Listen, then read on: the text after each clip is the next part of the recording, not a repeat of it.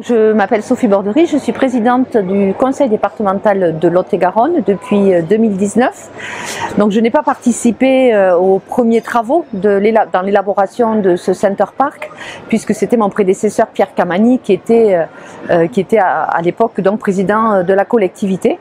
Mais j'ai en effet participé à l'inauguration de l'ouverture de ce site l'année dernière, il y a donc un an.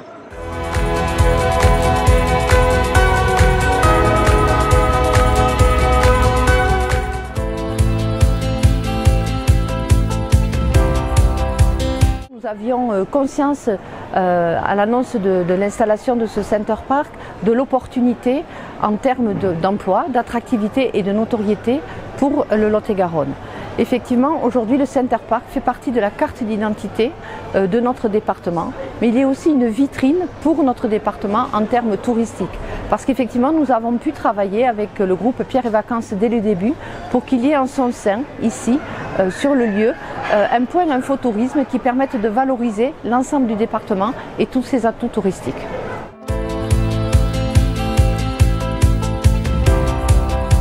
On le sait, aujourd'hui le tourisme entraîne des leviers importants, des leviers en termes économiques. On le sait, pendant les chantiers, les travaux nécessaires ont bénéficié à des acteurs locaux, puisque 70% des entreprises qui sont intervenues sur le chantier étaient ou du Lot-et-Garonne ou de l'Aquitaine, anciennement Aquitaine.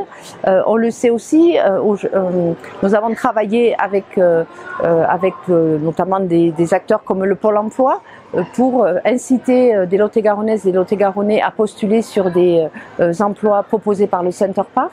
Il y a eu un comité d'emploi qui s'est organisé dès le début pour anticiper les formations et le recrutement. Donc oui, aujourd'hui, le tourisme est un facteur important en termes d'économie par ses retombées. Il y a eu aussi des retombées fiscales pour les communautés, les communes aux alentours de ce site.